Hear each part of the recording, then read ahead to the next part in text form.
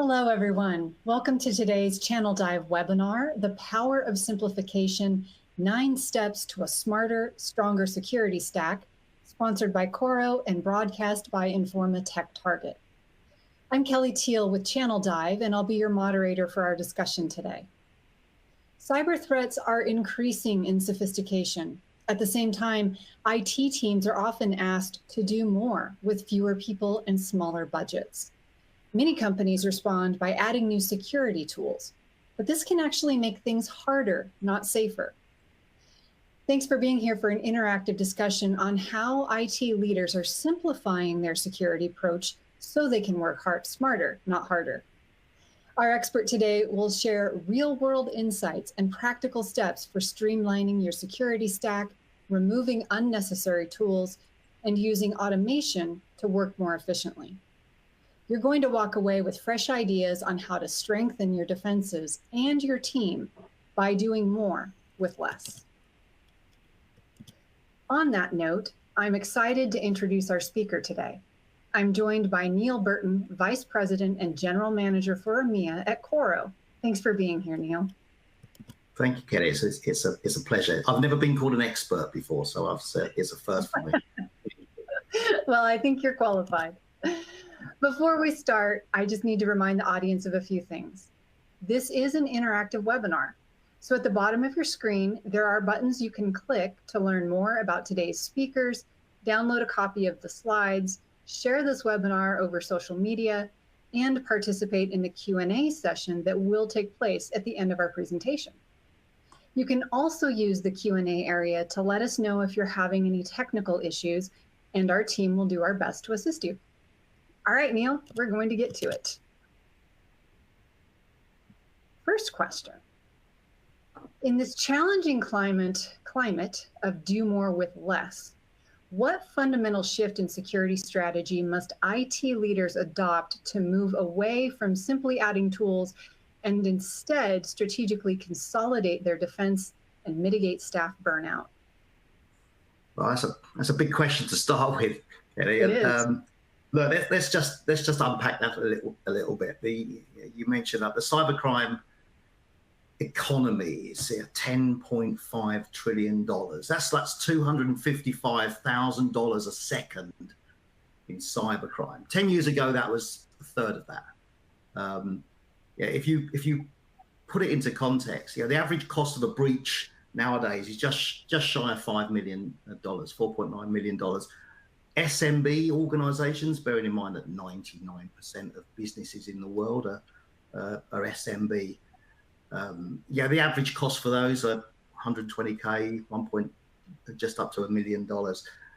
This puts many companies out of business. So the size and scale of it is quite scary things. You phishing scams are getting so much better at targeting and more lucrative. 30% of all breaches are associated with phishing scams now. 90+% of certainly of SMB breaches initiate with a human. What else? Ransomware.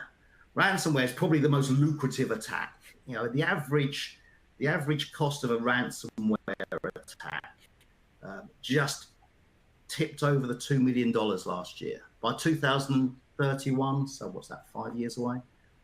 It's predicted that ransomware's attack will hit a business or a consumer every 2 seconds. So, if you're kind of looking for doing more with less, if cybercrime was an economy, let's say that, if cybercrime was an economy, it'd be the third largest economy in the world, behind the US economy at 28, 29 trillion now, and above China at 18, 19 trillion dollars. Then there's cybercrime. It will be the third largest economy by GDP, well above my closest, Germany, 4.3. When you asked for people to do a bit more with a bit less, that's a massive challenge. That is doing a hell of a lot more with pretty much as much resources as you've got. So let's not underestimate the size of the task on that statement. That's a great point about the professionalism of the cybercrime, but I have a feeling there's more that is fueling this situation of IT teams having to do more with less while being up against this professional cybercrime. Talk more about the other factors and what might be some hidden complexities. I guess that's a good point, because the growth in this market is fueled by things getting a lot easier. So the professionalization of cybercrime is one of those. It's very lucrative. It's highly organized. It's a business strategy.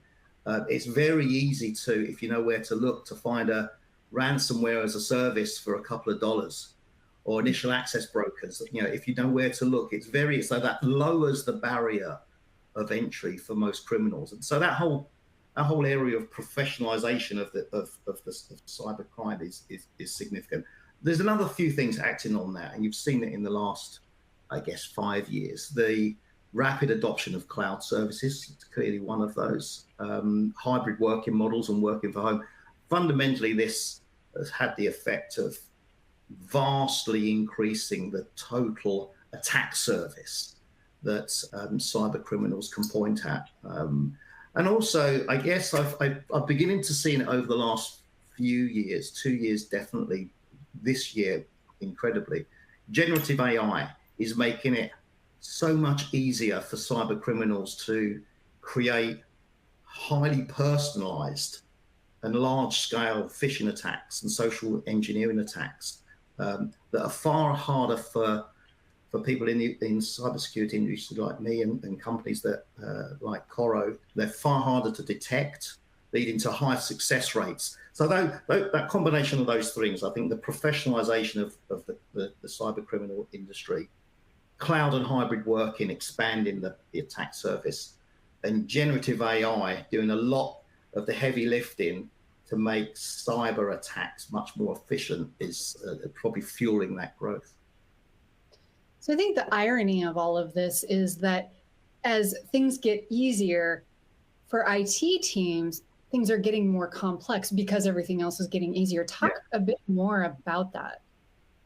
And I think there's an explosion in the cybersecurity market anyway. So IT teams that have to deal with this increasing threat have got more choices to make in the market. The cybersecurity market is overflowing with vendors that profess to have the next best thing, selling snake oil to customers for problems that they don't know they've got yet.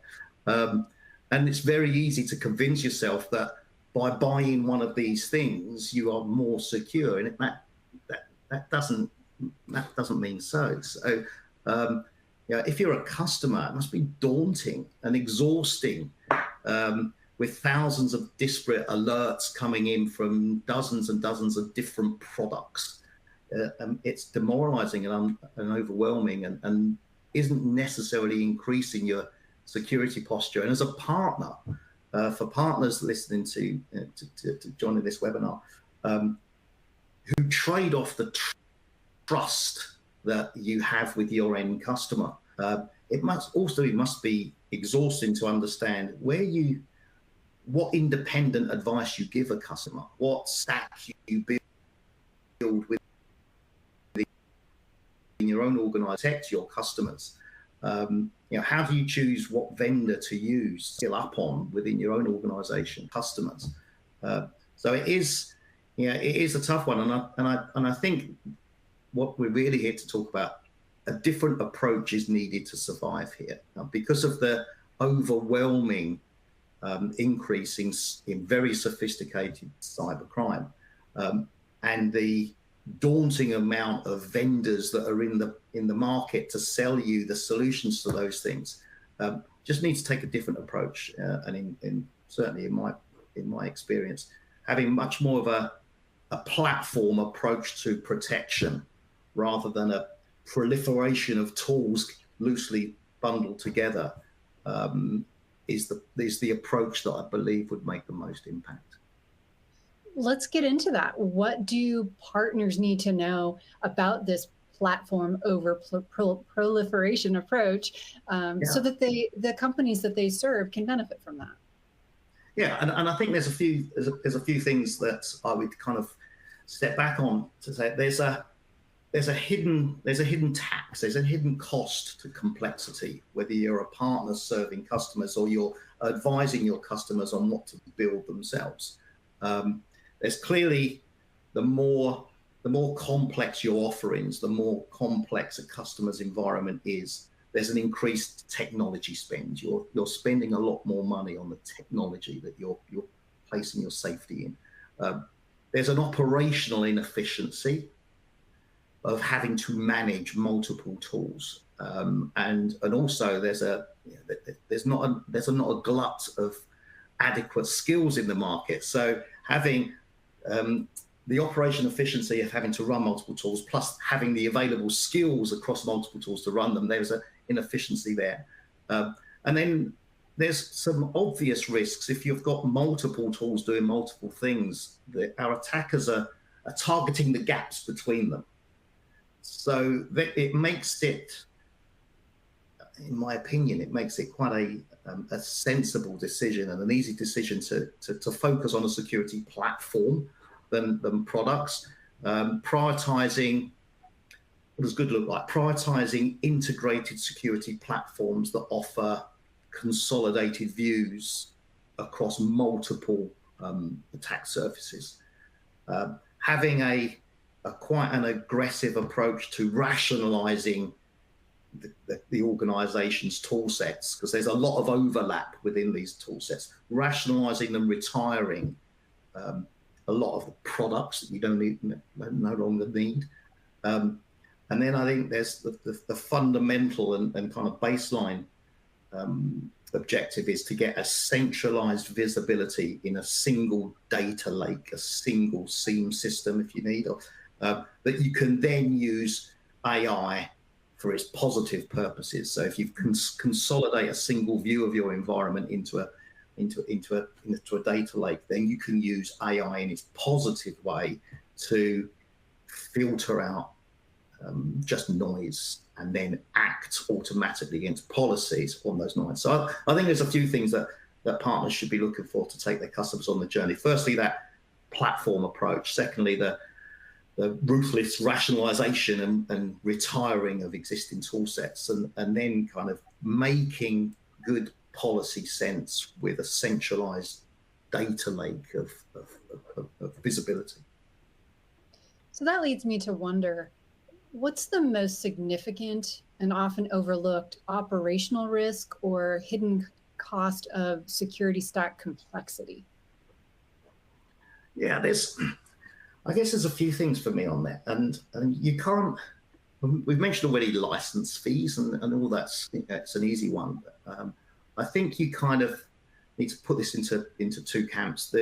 Having a complex security stack with many tools causes alert fragmentation. So in itself, a flood of largely inconsequential things happening that you have to deal with. And that core problem is not necessarily having too many tools. It's just having too many disjointed tools that don't talk natively together. Mentioned already, then the disparate tools create blind spots between them that are being addressed and focused on by attackers. So a sophisticated attacker will, if they can gain entry, will move laterally across a lot of different parts of the organization because there's not one thing tracking their journey. And this probably leads to greater dwell time. So nasty people are in your environment for longer, causing more damage and also kind of reputational damage as well. But I guess from a most significant and overlooked, operationally getting visibility of everything. The knock-on effect of that, I think, and I've been in this job, so I've been there managing environments. It has a knock-off effect on people. If you're managing dozens and dozens of different dashboards, and I heard the phrase the other day, which I really loved. It was called swivel chairing. If you're there trying to keep an organization afloat, and you're constantly swinging one way and another from one console to another console to another console, you're almost spinning yourself in circles. So it has an effect on the people and your talent pool. And often stretched security teams, and we've already mentioned there is a skill shortage in this industry anyway. But experienced burnout just purely by having to manage a lot of unconnected things in order to keep an organization out. And you tend to lose very good people in that sense. So there's a couple of things on that in terms of the effect of visibility on the environment that you're trying to manage, and then a knock-on effect on people and your staff attrition. So those two things are, for me, are a little bit largely connected. And the bottom line on that is really complexity is the enemy to all this. It's the enemy of visibility.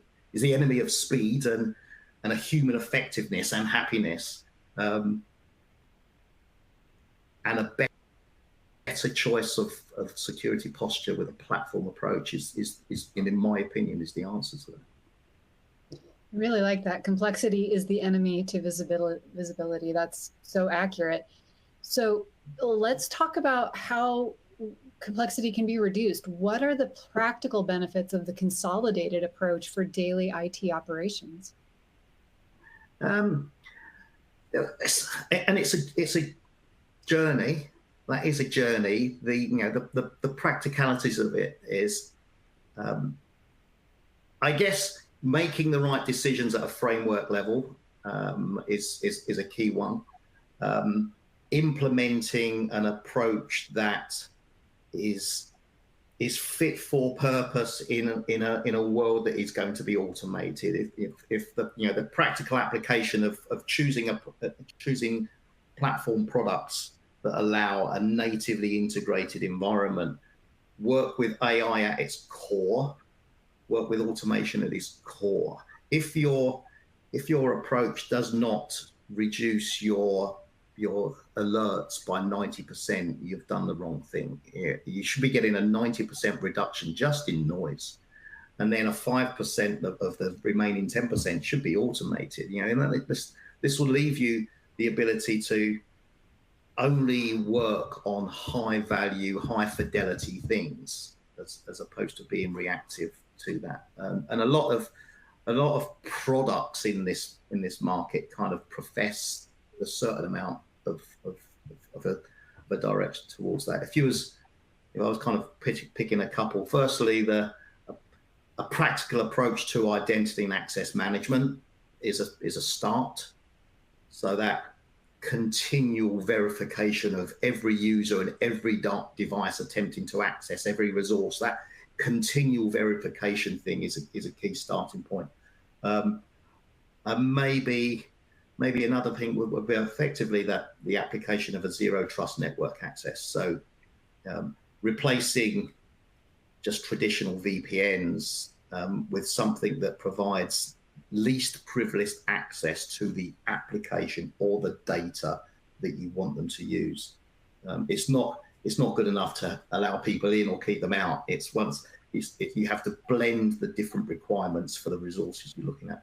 So I guess they would be two practical applications for managing the security posture. So what I think I'm hearing is that platform consolidation directly tackles the root cause of fragmentation, because it's moving security from a collection of products to a single unified system. So that holistic visibility in the context, that operational efficiency, less cognitive load, automated coordinated response.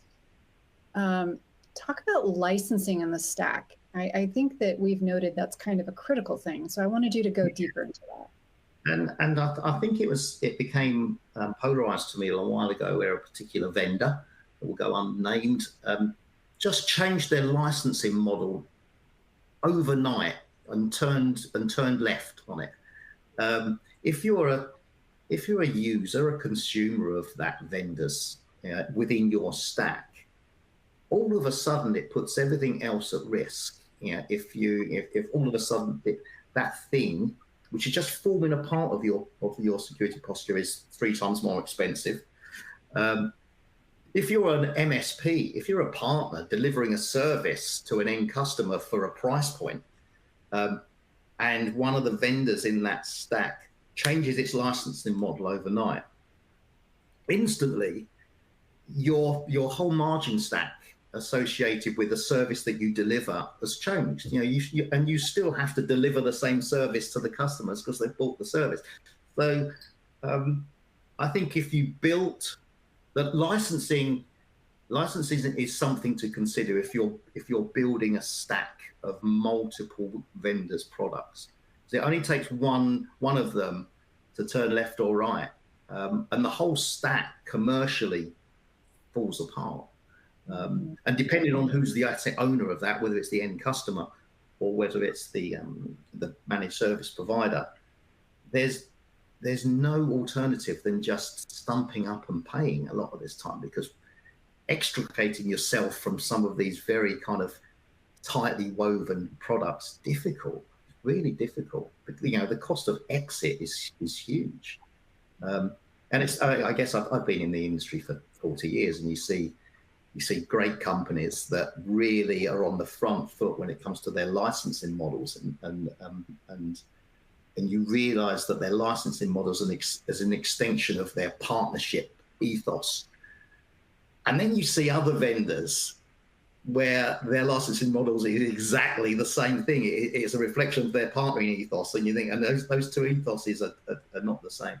So I would really say that if you're making a decision on a platform player, and you're making a decision on point products within a stack, really consider whether that vendor has a licensing model that is in tune with partnering with a vendor, with a MSP or a customer, or whether it's in tune with just as much revenue recognition as it can get. Yeah, great point. Let's talk again about the typical lean IT team. What are the one or two most critical, high volume security tasks that, when they're automated by an AI-driven platform, tend to deliver the most immediate and tangible increases in staff productivity and focus? Yeah, I love the term lean IT, and working for Coro as we do, and we're very much focused on that SMB market with lean IT. You can debate the definition of lean IT quite a lot. If you're in manufacturing, Toyota would be seen as lean IT. Let's call it what it is.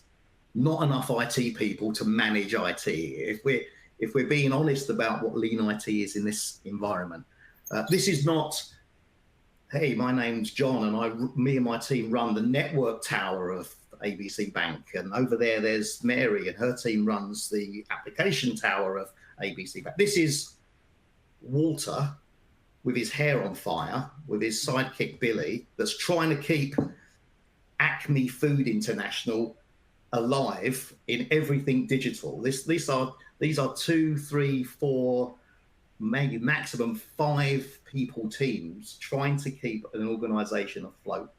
And that is difficult. That is difficult. When you have bigger teams, each one of those teams kind of wants their own political-led product decision.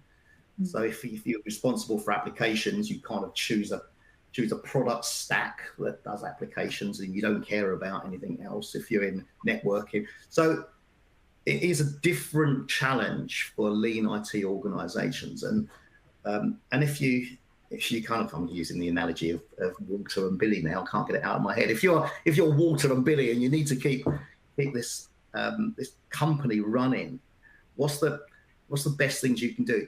I think start with kind of event consolidation.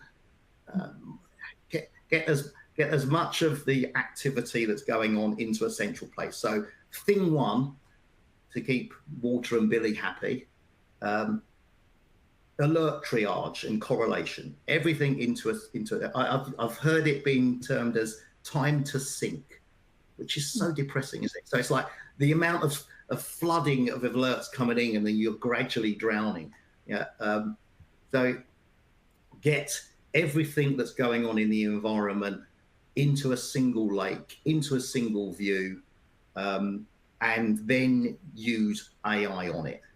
So use AI to reduce the noise and flush out 90% plus of the volume that doesn't mean anything. Use AI to contextualize and contextually correlate all the activities, such that there's like one failed login over there may mean nothing, but 50 failed logins followed by an access to a critical server at 2 o'clock in the morning and a download of 10 meg of data would all come from different tools, but you kind of need to see them as a whole before you realize that's an alert that you need to deal with. And then I think at that point, once you've got everything and from a platform into a single view, you can start applying automation that effectively takes action rather than correlates activities, effectively takes action on those things. I guess that would be one thing. I think the other thing, taking that last point, would be once there's a visibility consolidation, give Walter and Billy the ability to write the run books that AI will then run for them. So move technology from a visualization consolidation into I'm actually going to do these things. So this train AI to do the things that they would be doing themselves. And I guess they're the two things I'd probably use to make Walter and Billy. I don't know why I'm using Walter and Billy now. It's just that's now stuck in my head. But make their life easier and keep them happier. Right, exactly. Because I think all of this goes right back to your point about a lean IT team is scrambling, hair on fire. So if they are to implement these just two very basic security approaches, their productivity and their morale and their ability to do the job is going to increase exponentially. Yeah, yeah. Okay. So let's kind of bounce off of that then. How should an IT leader frame the discussion around security simplification to the executive leadership? Oh, that's the $64,000 question, isn't it? So right. So how do we help organizations gain strategic buy-in for this kind of? I think we're looking at framing the discussion differently now, and I think most organizations with an e-staff that are aware will know that securing their environment, securing their business is not an option. It's a mandatory part of your corporate values.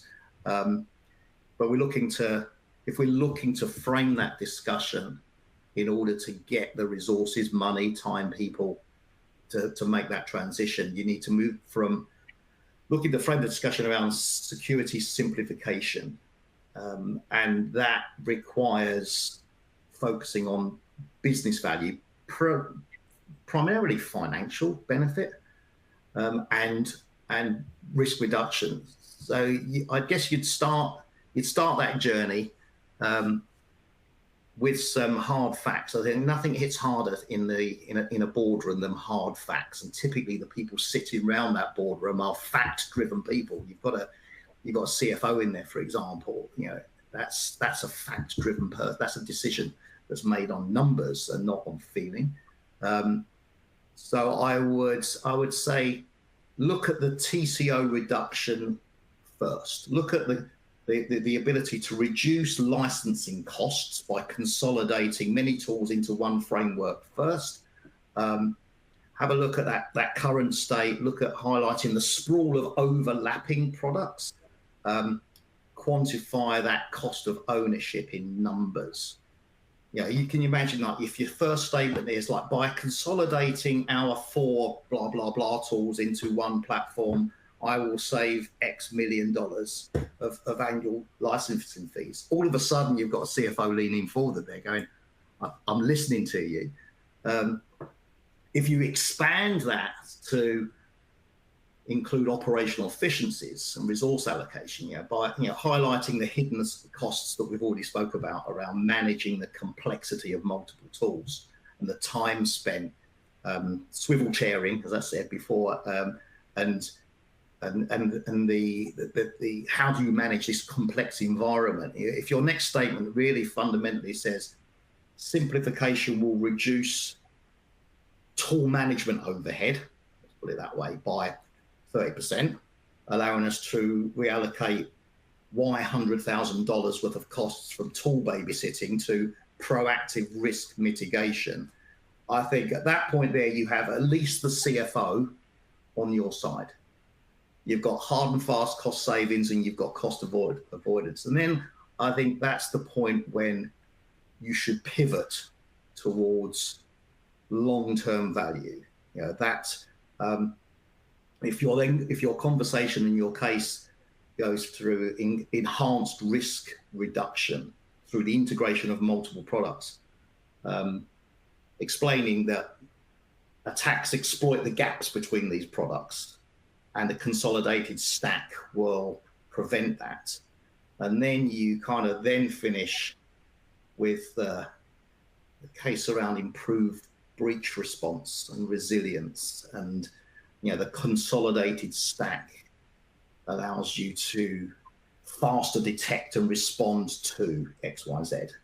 And those faster responses to XYZ means a reduction in breach costs, a reduction in reputational damage, and fundamentally, it's a prudent insurance play for a solid business. And I think if you take that journey from hard cost savings through cost avoidance, through risk reduction, and then future-proofing brand, that's probably, in my experience, the most effective way to get the executive staff of that organization on board with the transformation journey that you want to take.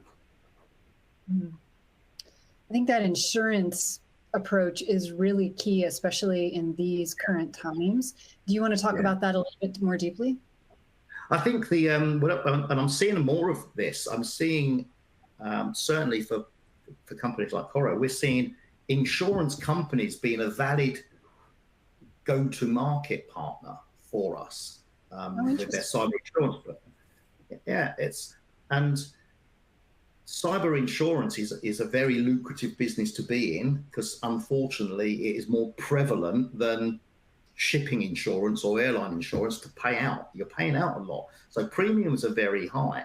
And we're seeing big insurance and reinsurance companies effectively mandating that their customers need to be regulated at this level and protected at that level before a policy would even be written for them. And then going one step further to say, if you are demonstrating, I think they've stopped shy of saying, if you buy Coro, your premium will be cheaper, because wouldn't that be great? But they are going to the point where they're saying, if you've got these solid measures in place, your cybersecurity premium will be significantly lower than by not having those in place. And if you don't have that regulatory accreditation, we may not even give you a policy at all. So it is Oh, sorry, it just struck me that, when a channel partner is talking to the board, then it's really important to factor that part into the hard facts discussion that you were talking about.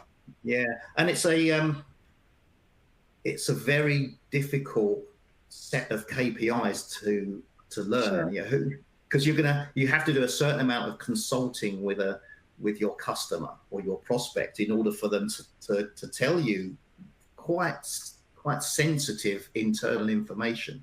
Mm-hmm. The cost of their cybersecurity policy is not something that people give away very, very freely. But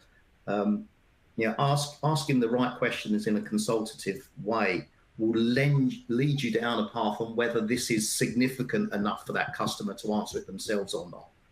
Mm-hmm. What you shouldn't do is say, this vendor's given me a massive discount if I sign a contract with them this month or this quarter, or this technology is really super cool and everyone's buying it, so we have as well. That, in my experience, never works for the long term in terms of taking the e-staff, the executive board, on a journey that you need their support in. And this is a long game that everybody's involved in. We want to engender trust for the long term with the organizations. But then at the same time, the channel needs to find its profitability, right? So kind of juggling these things. So let's talk about simplification and how that allows partners to onboard and manage clients efficiently, and what other factors may be in play there that can make them give them a greater differentiator. Yeah, that's a good one, Lee. I guess for me, it falls into two camps on the depending on the persona of the partner. If the partner's persona is more reseller, it is more VAR, proposing and provisioning and helping a customer implement a platform play, kind of it leads itself to the trusted advisor mentality of I'm advising you for all these reasons, but I'm not running the environment for you, but I'm advising you based on all these good reasons why you should do this yourself. That if a partner is not doing that in a resale motion, you can guarantee that some other partner is in your customer. It's not as if somebody else is going to be trying to move your customer down a route of simplification that involves more platform than product. You absolutely can guarantee it. If you are an MSP onboarding customers and providing a managed security service, and we touched on it earlier on, having a platform that is your stack protects you from vendors doing their own thing and that's disrupting your stack, but also the run books, the operating, you've got fewer people managing, that one platform. Onboarding a new customer is easy. You're learning your own internal rules and intelligence, and run books are learning from the other 17 customers you've got already, which means that your time to value for the 18th customer is minimized because you've already learned it, you already know how to use this. So onboarding new customers when you're an MSP, when you are running your service based on a consolidated and integrated stack, is significantly easier than kind of building bespoke every time. And you see it in both sides. I've worked a lot in the GSI space where organizations have built a service delivery stack based on the customer telling them what they wanted. And then the stack for that customer is totally useless for any other customer. But then in the MSP and MSSP stacks, you build and you qualify and you train and you professionalize your own stack before you get the first customer at all, because there's a predictability about how you use it. But those two things, I think, from a resale motion, definitely have trusted advisor status with good facts and why your customer should take this, and then help them walk through the journey that we've spoke about before. Help them walk through the journey of implementing it and getting value from it. And if you're an MSP, build your stack on a consolidated platform because it makes it so much easier to get customers in it. That is perfect because it brings us right to our Q&A section of the portion of the event. So I want to remind the audience that to participate in the Q&A, all you have to do is type your question into the text box that's to the left of the presentation window, or you can click the Q&A icon at the bottom of your screen. And if we're not able to answer all of the submitted questions during the webinar, we will definitely share them with our speakers and they can reply to you offline. All right, so. Okay, Neil, we have a really, really good one here. What would your advice be to partners who want to take their customers on a journey toward a simplified and future-proof security posture? Well, that's a long journey. But my advice would be this, I guess, from point one, and I'm always very mindful that although I work for a vendor now, I've spent most of my life as a partner, selling and delivering technology to my customer in a trusted environment. So I kind of always have to think about what's it like as a partner. I think step one, help the customer choose what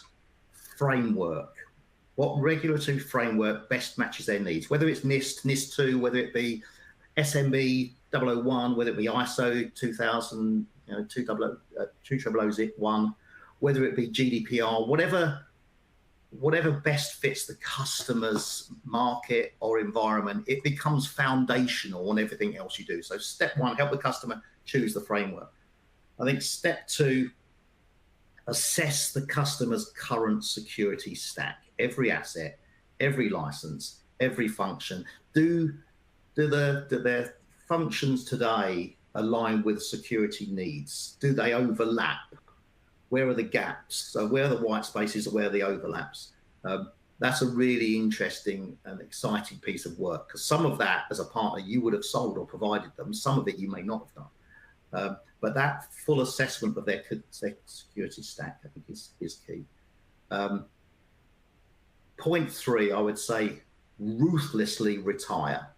So aggressively, remove duplicate functionality, complicated management, onerous management overhead, outdated or superfluous functionality, but just ruthlessly retire what you can. And then I guess similar, but the next step is surgically remove single function tools that can be replaced by multifunctional platforms. And I was asked this the other day, actually, don't for a moment think that reduces the efficacy of what that, because most products, most tools or platforms, they use the same data, the same intelligence, the same lists behind the scenes to protect as each other. So you're not compromising any efficacy if you are moving from a tool, typically, if you're moving from a tool to a platform. So those 4 things. I think then work with your customer to build automation into everything. So reviewing the platforms, what can you automate? What can you evaluate AI for? Because that is a key point, and it becomes very customer specific then. So build automation and AI into everything. Then review the options you've got. You'll have options at that point. Review those platform options, the commercials, the roadmap, what we talked about, the partnering ethics of that organization. Review all of that. Then get that leadership buy-in. We touched on it earlier on around gaining the C-suite support, because you're going to need investment. So get the leadership buy-in. I think I'm on point 7 now, to make that change. Then it's the implementation of that change in a phased approach. Turn on and test each platform before you turn off and retire the tool that is replacing. I would say that's pretty easy, pretty standard. I'll say certainly not easy, but pretty standard. And I guess the last thing is to don't forget to educate the stakeholders in that organization. At the point where you've stood up and you've migrated an organization to a new platform, a new security posture, that's not the time to walk away. It's the educate its use, educate the processes, focus on that ultimate end goal of efficient and secure and self-aware security posture. So it's a long journey, actually, from framework to advocacy, but they would be my 9 things. And if I may, I kind of want to sum up what you just said, because it sounds very much like what you're saying is the bravest thing to do is to step back from actually trying to sell anything. You know what? Yeah, it's like, because as a partner or as a vendor, you have to report to the stock market your sales. So it is a brave thing to do, not to. What's that saying? If everything if you've only got a hammer, everything else looks like a nail. It's a brave thing to do is to find the first bit of customer pain and want to sell them your thing. But I think in the world that we've described, all you're doing is you're adding risk to a customer if you just sell them one thing to do one thing. So it is a brave thing for someone not to want to sell stuff until it's right.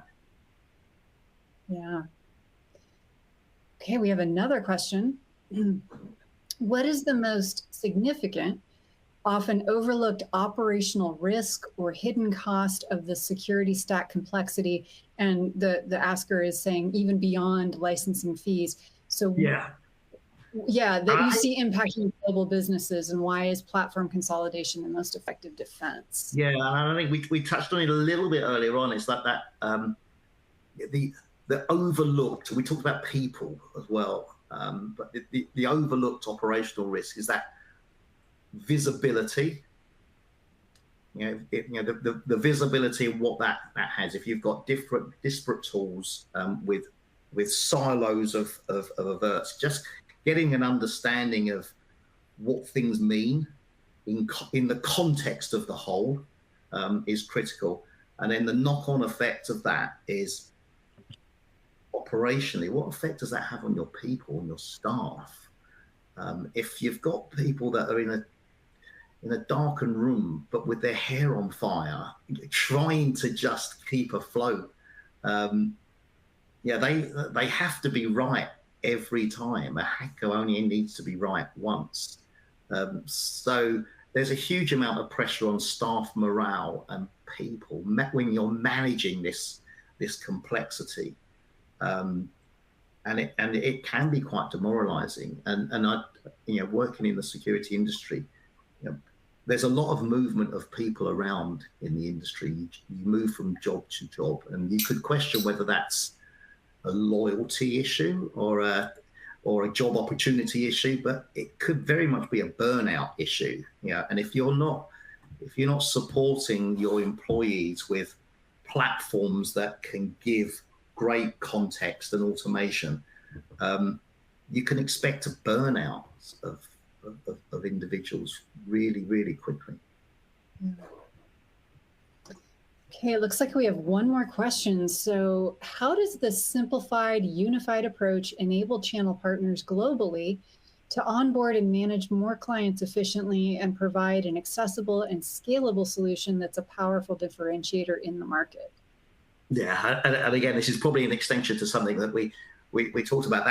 That's the platform approach, allowing partners to monetize simplicity, is key. So if you're looking at the platform approach as a simplification of just what is an incredibly complex world of cyber tools, if you're looking at the platform approach as a cure for that, as a channel partner, you trade off your trust, you trade off your intent to help your customer. So it gives you, the simplification gives you the ability to advise a customer on a journey that is simple and consequently reduces their risk profile. And if you're a managed service provider, it allows you to create a service that is simple. Cybersecurity shouldn't be difficult. It's one of these things we've almost, as an industry, we've kind of made it more complicated than it needs to be just because we want to be clever in it. If you're a managed service provider, build your stack on something simple, an integrated platform that talks to each other, that it's all integrated at the back. It's not loosely federated things passing information through APIs and hoping it gets there. Choose your stack on a simplified platform approach, and then you'll realize that monetizing that stack and delivering a consistent service across multiple customers just becomes easier. Thank you for that. And it looks like that was our final question. So before I do any wrap up here, Neil, I would like to ask if you have any closing comments. Firstly, thank you for having me. This has been a wildly exciting day for me in my career. And I think I'll just echo that last point. I guess in a world that has almost made itself very popular because of its complexity, simplification from a platform perspective is the nirvana, and I think that's probably been polarized to me in where I am with Coro at the moment, because it's very much focused at the SMB market, and SMBs have kind of been the poor cousins of enterprise cutting, because you've got lots of vendors selling very expensive and very complicated things to the top 10% of the world's organizations that can afford it. And any approach to the SMB markets or the lower markets is almost been received with, I'll tell you what I'll do. I'll make a cut down version of my enterprise product, and I'll sell it to you that for cheap. And how insulting is that from an SMB perspective? So I guess my closing comments are simplification is as equally applicable to enterprise and to mid-market. But hey, doesn't it help the mid-market more? But thank you for having me, Ken. It's been a really lovely talk. Well, thank you, Neil. I mean, we at Channel Dive really appreciate your time and, yes, your expertise on today's topic. So with that, I want to again thank our sponsor, Coro, as well as everybody who attended. We really appreciate your attention and your participation. So within the next 24 hours, you will receive a personalized follow-up email with details and a link to today's presentation on demand. So please feel free to invite your colleagues and peers who may not have been available to listen to today's event. As a note, this webinar is copyrighted 2025 by Informa Tech Target. The presentation materials are owned by or copyrighted by Channel Dive and Coro, and each speaker is solely responsible for their content and opinions. Once again, on behalf of our guests, Coro and Neil and the Channel Dive team, I'm Kelly Teal. Thanks so much for your time and have a great rest of your day.